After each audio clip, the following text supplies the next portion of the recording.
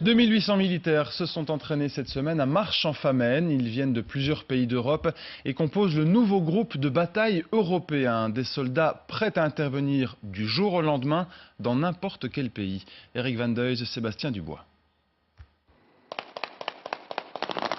Un simple exercice, mais à l'échelle réelle, 2800 soldats à l'entraînement venus des Pays-Bas, d'Allemagne, d'Espagne, de Macédoine, du Luxembourg, mais commandés par la Belgique. Des insurgés ont ouvert le feu sur une patrouille, elle demande de l'aide. Dans le ciel, un drone surveille la scène jusqu'à l'arrivée des Agustas.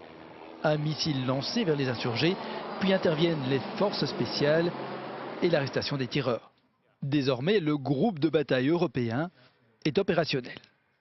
Cet exercice a prouvé que cet outil est prêt, que nous sommes prêts pour l'action si on veut utiliser évidemment le battle group dans une mission quelconque dans le monde. Dans le monde, ou en tout cas dans un rayon de 6000 km autour de la Belgique, cela en 10 jours, un temps record. À la demande de l'Union européenne, les troupes doivent pouvoir intervenir sur tous les terrains, chaud ou froid, à l'est ou au sud. Je ne regarde pas vers un terrain, je ne regarde pas vers la Centrafrique ou vers le Mali. Je me prépare simplement pour toutes les missions possibles.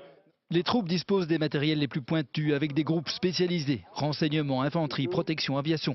Une boîte à outils pour tous les scénarios possibles. Il y a des parties qui peuvent être déployées, que ce soit pour faire du contrôle de frontières, que ce soit un aspect médical, que ce soit un aspect de collecte d'informations. Donc on est prêt à le faire. Le concept de groupe de bataille européen est relativement neuf et n'a jamais été déployé. Désormais, pour 6 mois, la Belgique et les 5 autres pays engagés sont prêts à partir.